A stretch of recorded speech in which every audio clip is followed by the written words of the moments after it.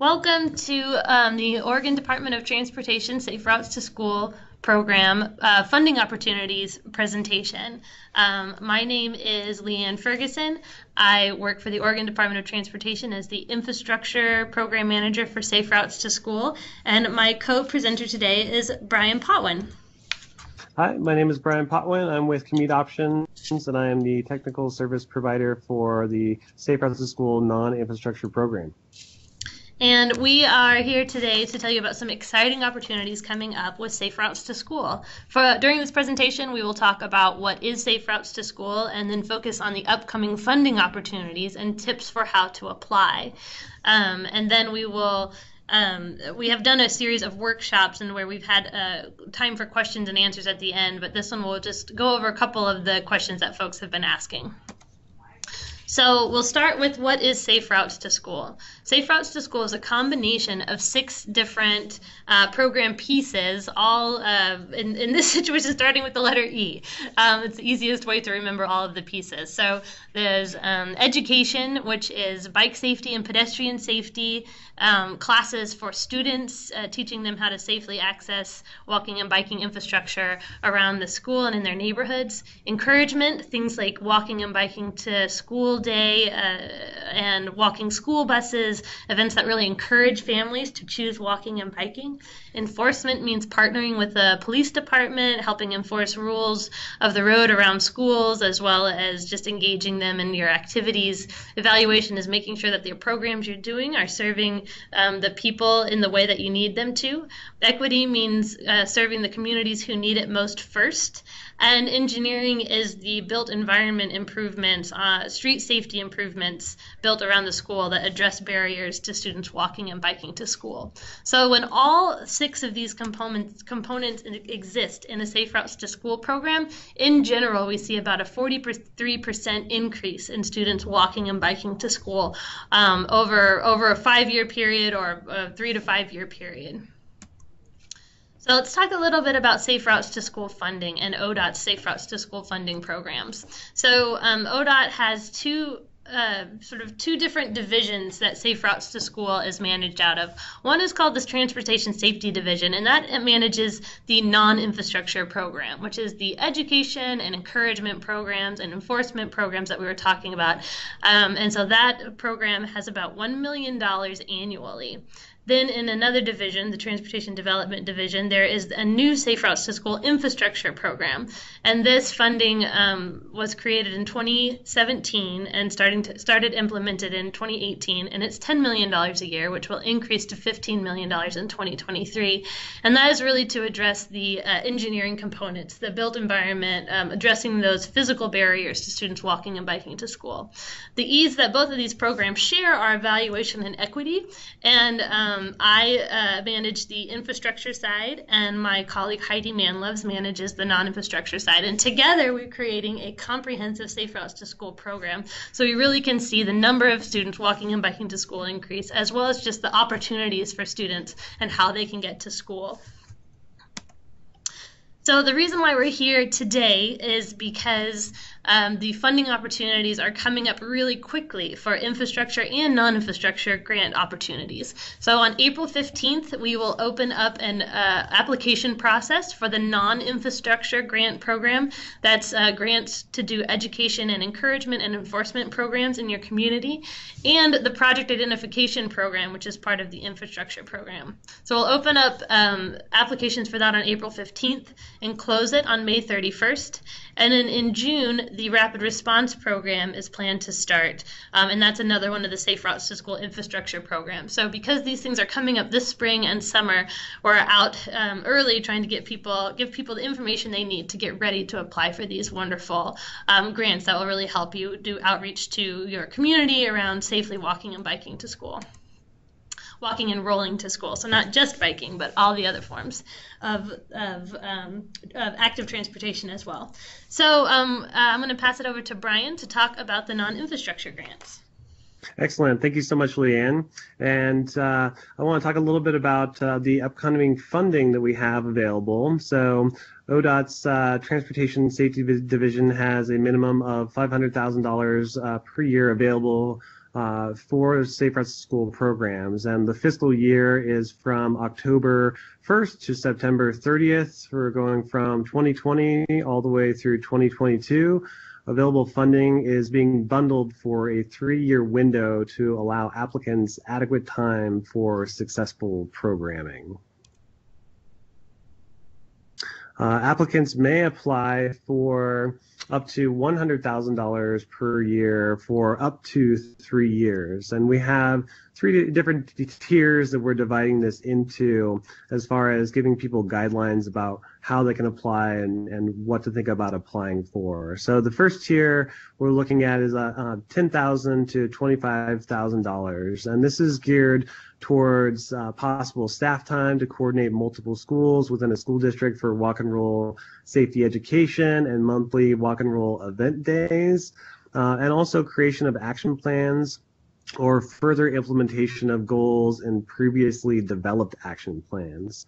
The next tier that we're looking at is $25,000 to $50,000 range, and that's to actually think about coordinating. That's to think about actually hiring somebody to coordinate and be maybe a part-time position for a larger Safe Routes to School program to work with school districts in the creation of action plans and route maps, also with provisions of pedestrian and or walk and roll safety instruction and encouragement events. And the next tier that we're looking at is $50,000 to $100,000, and this is also for a coordinator position that is part of a larger scale collaborative city or regional Safe Routes to School program involving multiple school districts. This would also include walk and roll safety education programming and encouragement events, as well as creation of action plans. Now, with the upcoming funding, there will be a 12% match required. So 88% of the federal funds will be provided by the Transportation Safety Division, but there is a 12% match.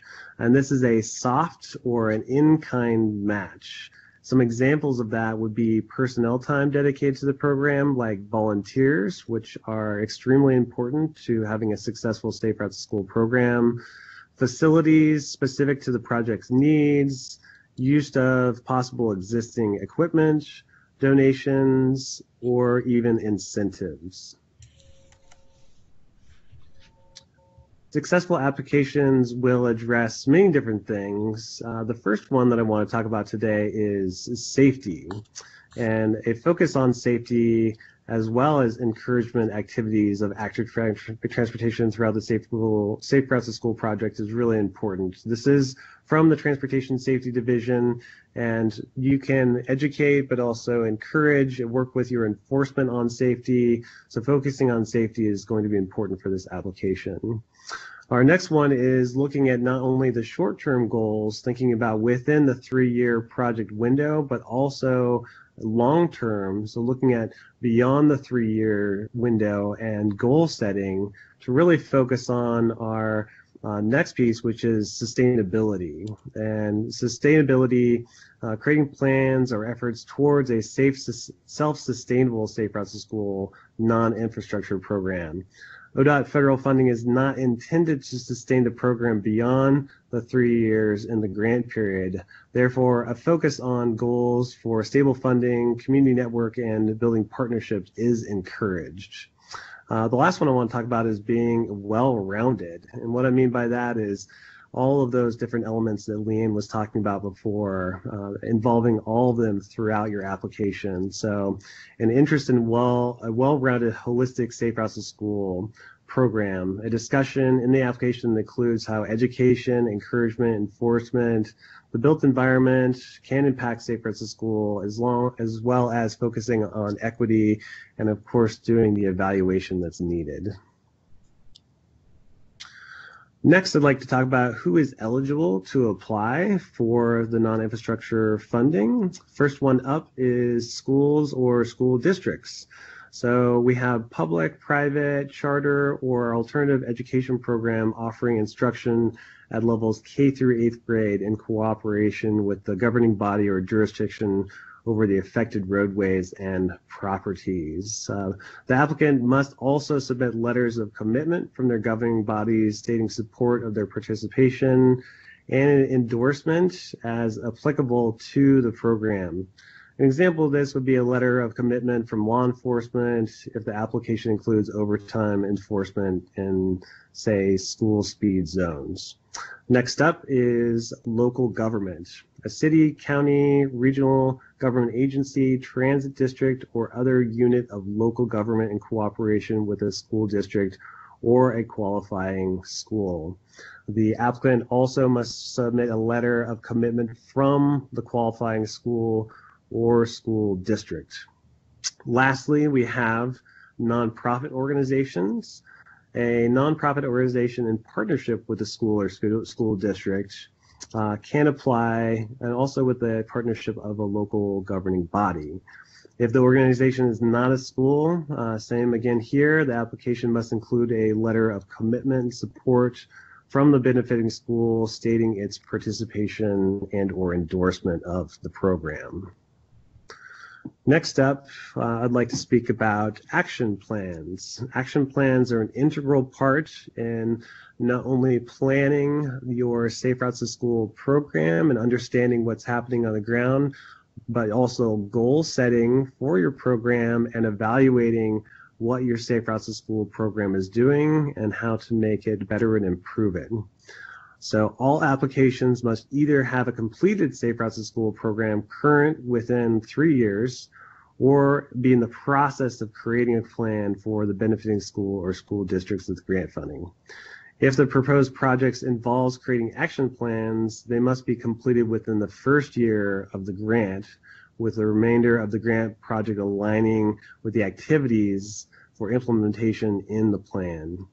Action plans for a multi-school jurisdiction or school districts will be accepted and definitely encouraged. So thinking along the lines of timeline, Leanne talked a little bit about that before, but more specifically with the non-infrastructure program, the applications are opening up April 15th for grant solicitation. May 31st is when they're due and to be emailed to the program manager by 5 p.m. On August 18th, the notifications will go out of grant awards, and then thinking back to that fiscal year of October 1st, that's the start date with contracts signed. Some of the priorities that we want to be focusing on within this application cycle are equity, safety, coordination, and collaboration. Let's talk about equity for just a moment. And so thinking about equity specifically, a good example of that is working with Title I schools. So the Oregon Safe Routes to School program recognizes that different barriers and opportunities affect different groups in having safe, convenient, and fun opportunities to walk and roll to school. One of the strategies is to ensure that all students have access to what they need to participate. And this is also to include Title I schools where at least 40% of the students are eligible or enrolled in free and reduced lunch program. Also thinking with equity, applicants who have not previously been a recipient of Safe Routes to School program funding or were not funded in the previous cycles will be scored differently, and this scoring guide will be coming out soon, but that is not out at this moment in time. Next up, we have safety. So applications for projects that focus on sustainability with walk and roll safety education programs. School sites where there have been walking and biking infrastructure improvements within 1.5 miles of the sites and within the last 10 years. And also includes all infrastructure improvements funded with federal, local, and private resources. Then finally, coordination, communication, and collaboration. Applications with a focus on collaboration with local partners to build Safe Routes to School coalitions is highly encouraged.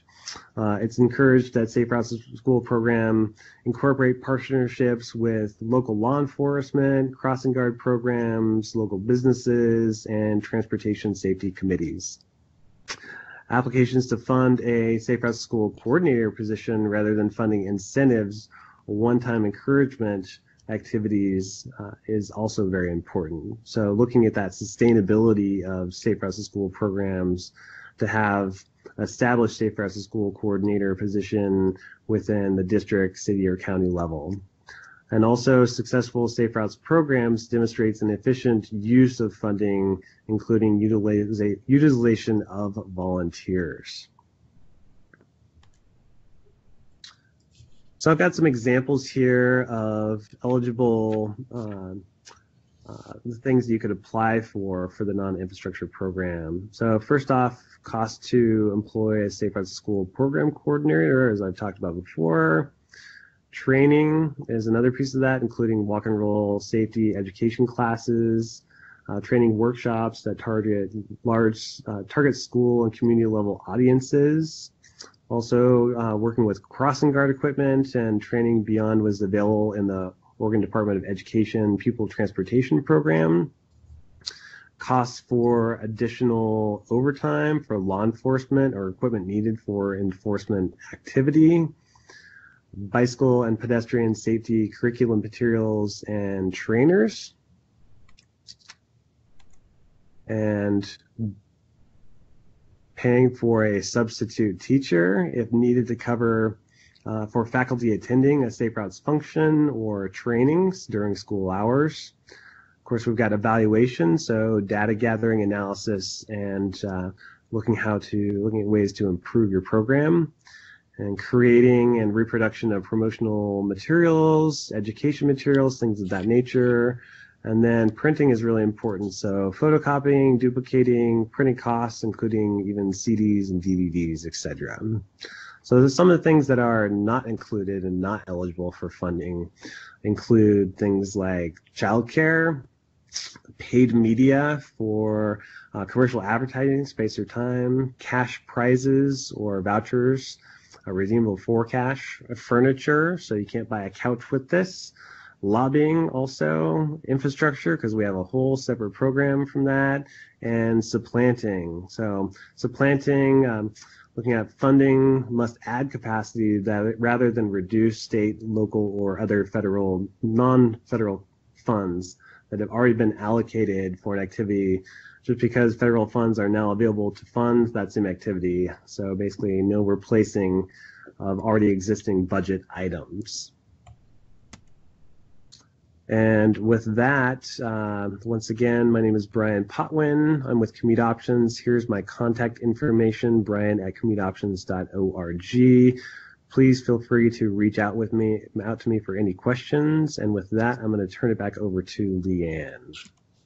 Great, thanks, Brian. So again, my name is Leanne Ferguson. I am the Safe Routes to School Infrastructure Program Manager at ODOT, and we'll do a little bit of background on where this funding came from. So in 2017, the state legislature passed the Keep Oregon Moving Act, which increased gas tax. And with that increased funding, they decided that $10 million would be set aside to fund Safe Routes to School projects within a 1-mile radius of schools that help address barriers to students walking and biking to school. So this money was deposited into a Safe Routes to School fund, which was governed by Oregon administrative statute and Oregon administrative rule. We created a rulemaking committee to help update those rules to include the new funds. And that rulemaking committee helped decide that the new $10 million, increasing to $15 million in 2023, would be divided into 3 different programs. So the competitive grant program is the largest piece of the pie, and that's 87% of the funds to go towards a competitive process with an application where the highest need projects would be chosen. Then the smaller piece of the pie is the Rapid Response Grant Program, and this is for urgent needs or systemic safety issues that occur between competitive grant cycles, so that it can't wait for the next competitive program. And the smallest, tiniest pieces, up to 2.5% of the funds, can be spent on a project identification program, which helps communities identify projects that reduce barriers to students walking and biking to school. So this is a slide that shows we just wrapped up our competitive process. So we had with just about 2 years of funding, we were able to allocate $16 million to 24 different communities around the state of Oregon. So we're going to have 24 new Safe Routes to School projects built in the next couple of years. The next program I want to tell you a little bit about, though, is the Project Identification Program. So this is the program that helps communities identify safe routes to school projects. The program overview is that a community, what you will get out of this program is you will have a physical safe routes to school infrastructure plan that you'll have at the end of this process. You will be able to use that to then apply for safe routes to school funds through ODOT or through any other funding process to use to build these infrastructure projects that you now identified. So there will be some responsibility of the community that if your community is selected, that the school community and the road authority, so the entity that owns the roads around the schools, will have to work together and create a project management team. Then ODOT will send a consultant to that community to pull together the project management team and work with them to implement a process that gathers input from the school community as well as the road authority to fill in the projects needed in the Safe Routes to School infrastructure plan.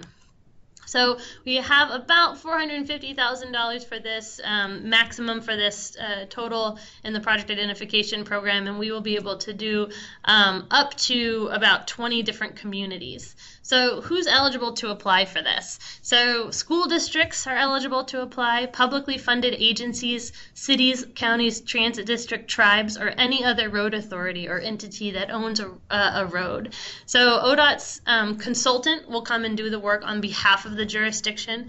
That all partners must participate, so the road authority must participate as well as the school district. No matter who applies, the other partner still has to participate.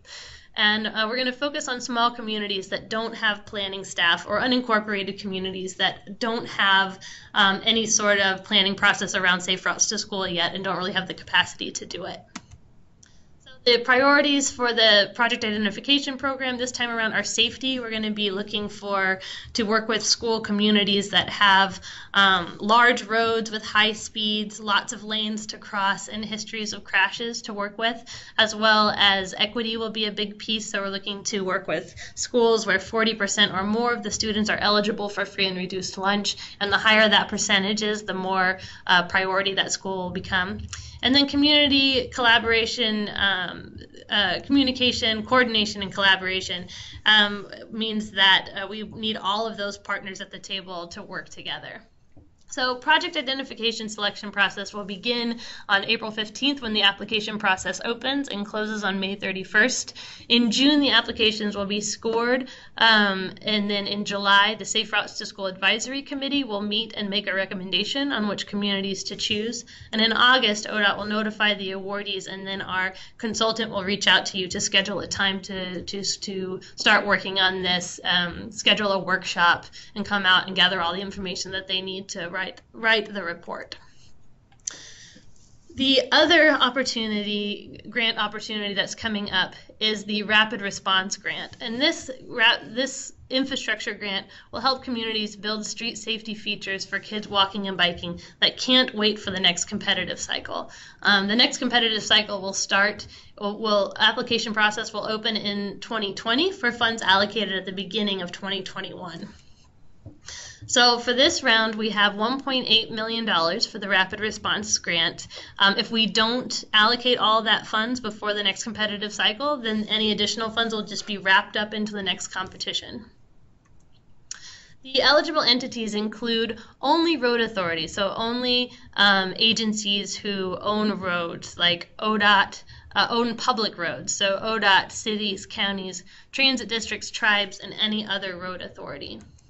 These funds have some specific eligibility in what is a Safe Routes to School project, and then what is then eligible for the rapid response. So this is the same eligibility as the competitive program, which is it must have the support of the school district, it must be fit within a plan, it must be within a 1 mile radius of a school, has ability to leverage, has match, affects the ability of students to walk and bike to school, It's also located in a public road right-of-way. And then 2 additional eligibility requirements for rapid response are that the cost must be between $0 and $500,000, and that it can't wait for the next competitive grant cycle. So here are 2 sort of reasons why something might not be able to wait for the next cycle. One is that there's an urgent safety need. So a recent crash has happened with moderate or serious injuries or a fatality involving a bicyclist or a pedestrian that has a cost-effective fix that we can do quickly and now. So this would be something that you would be able to apply for a rapid response. The other one is a very timely opportunity, so something that is urgent and time sensitive and can't wait for the next competitive cycle. Some examples of that are if a sewer main breaks and you have to redo your roadway anyway. This is a timely opportunity to go ahead and add a safety feature that you've been wanting to add for a while, and there's a huge efficiency in doing it now while the road is torn up. Same with like any other natural disaster like the tornado that went through the coast a couple of years ago. Adding safety features while redoing those pieces that were tore up due to an unforeseen something unforeseen. Other things might be eminent domain becomes available and you can't wait until the next competitive cycle, things along that line. So I'm going to go into detail about some of the eligibility requirements that are a little bit more complicated. So there is a 40% cash match required for this round of for these funds, and this was written into the statute. The 40% can be reduced to 20% if one or more of the following apply. 1, the school is located in a city with a population of 5,000 or fewer, or the project reduces hazards within a priority safety corridor, which we'll go over that definition in just a couple of minutes, or the site qualifies as a Title I school, which is where 40% or more students are eligible for free and reduced lunch. So the definition of cash match is that they're funds provided by the applicant that are reasonable, necessary, and directly related to the project. Actual funds may be considered up to 2 years prior to the project application deadline. So also entities or applicants must work with the school community to choose a project that's needed, that's been identified by the school community, and a letter of support is required from the school or the school district to show that this is a priority for them. And it will address barriers, identified barriers to students walking and biking to school.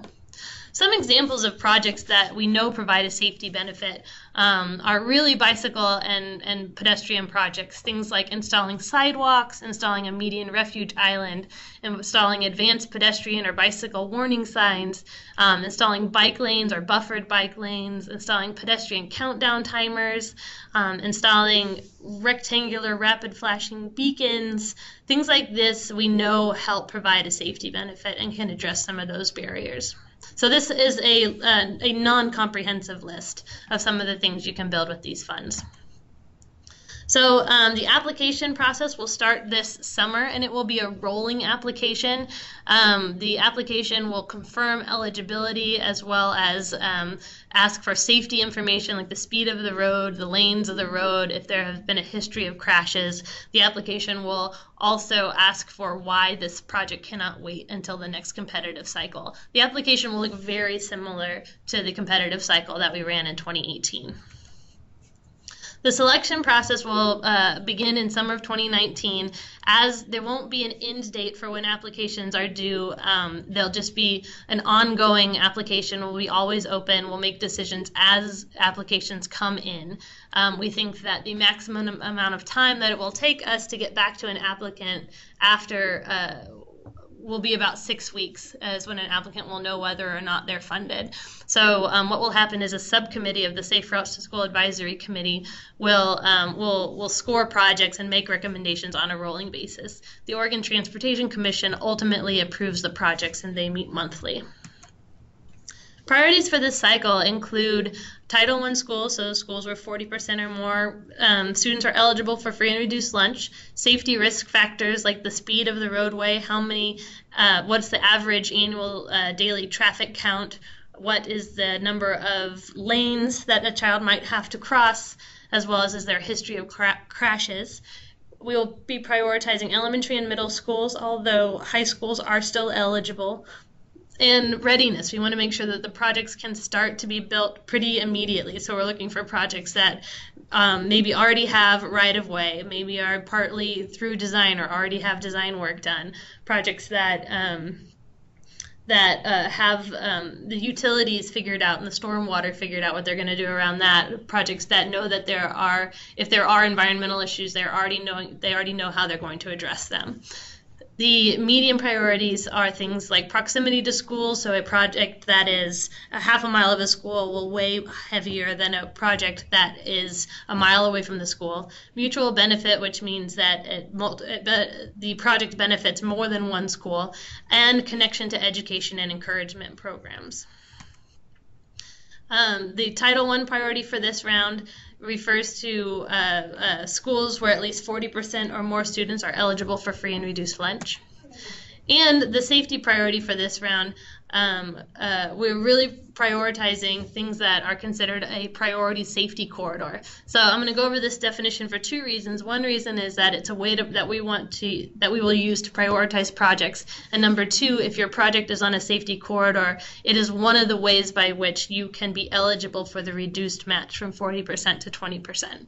So how your project qualifies as being on a priority safety corridor is if the speed of the roadway is 40 miles an hour or greater. If that is true, then your project is on a priority safety corridor. Or if two or more of the following exist.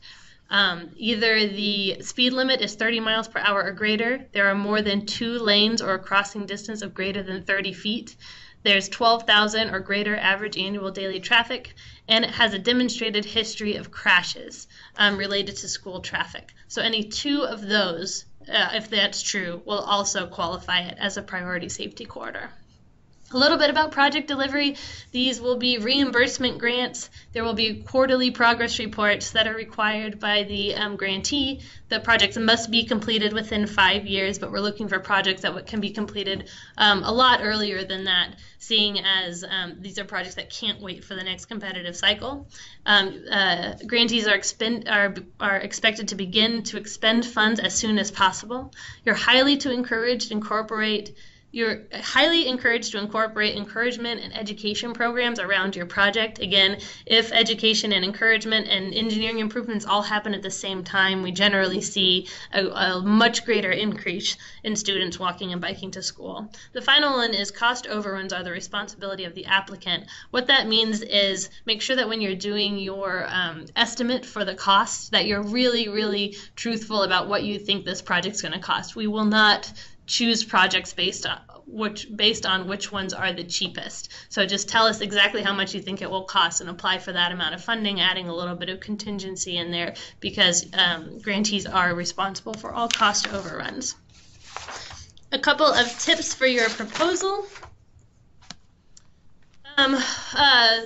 We're going to focus a little bit on meeting the local cash match requirement. So ODOT has a bank called the Oregon Transportation Infrastructure Bank, by which you can borrow money at a very low interest rate, which can be used for match for this program. Funds can be matched at the local, state, or federal funds can match these funds. So in this case, state funds can match the state funds that we are providing. There's 2 programs, one called the Community Development Block Grant from Housing and Urban Development, as well as the Community Facilities Grant as part of the U.S. Department of Agriculture Rural Development. These are 2 small federal programs, but that can be used as a match for the Safe Routes to School program if your community has one of these grants and is using it for Safe Routes to School type solutions. Also, this is the one that people use the most in the competitive program, was to define a larger project where funding for only a portion of the project is requested from the Safe Routes to School fund. And what I mean by that is if you're doing work right now on some sidewalk infill around a school and you want to apply for funds to do sidewalk infill at the same school but about a mile away, you could call that all one big project and just call it sidewalk infill at X elementary school. So describing a larger project and then using the Safe Routes to School funds to tackle a part of it. Some human resources that are available to you are some ODOT staff. There in each region, there's a regional traffic safety coordinator, and in each region there is a regional active transportation liaison. All of these folks know about Safe Routes to School, know about the infrastructure and non-infrastructure side, and might be able to help you connect with other people in your region to apply for funds. Also, the Oregon Safe Routes to School Network, which the link to their website is below, is tracking all of the Safe Routes to School coordinators in the state. So you can look at a map on this website to see if there is a Safe Routes to School coordinator in your area that it would be good to connect with and get ideas from, as well as maybe help make those connections between the road authorities and the school districts to help come up with Safe Routes to School plans and ideas. So this is a big one is ODOT Safe Routes to School program site. The easiest way to get to this site is to Google ODOT Safe Routes to School. It's the first thing that pops up. There is a link on this site where you can sign up for program updates. I would highly recommend doing that. We will send a notice out on that list when the applications go up, when the application process starts, when the application process ends, and all of the things around the decision-making process. So sign up for program updates, and that'll let you know when you will find the application materials online. Currently, the application materials aren't online for any of these programs. We're hoping to have them up by the beginning of April to open the process on April 15th. Also, there's an organization called the Safe Routes to School National Partnership, which has some information on the history of Safe Routes to School funding in the United States, as well as other statewide Safe Routes to School programs. So this is where we generally had a Q&A session at some of the workshops that we've been doing around the state. A lot of the questions that we got were specifically about what to do in their particular area and their with very specifics for their local needs, and so we did a lot of brainstorming. So please contact me or Brian or Heidi Manlove. We all can help talk through some ideas. Some of the other questions that we got were if things like if you could buy bicycles with the non-infrastructure funds. The answer to that is yes, if you're going to demonstrate long-term use, like reuse over and over again in a PE class. So not bicycles for giveaway, but bicycles for use in a long-term program. Also, folks asked about volunteer time and how to count volunteer time in the non-infrastructure program as match. And Brian, there was a dollar amount that you can use for volunteer hours. What was that again? Yes, that's correct. Currently in the state of Oregon is $24.14. You can also Google that to see it changes on an annual basis. Great. So feel free to contact us with any additional questions, and thank you very much for your time. Thanks so much, everybody.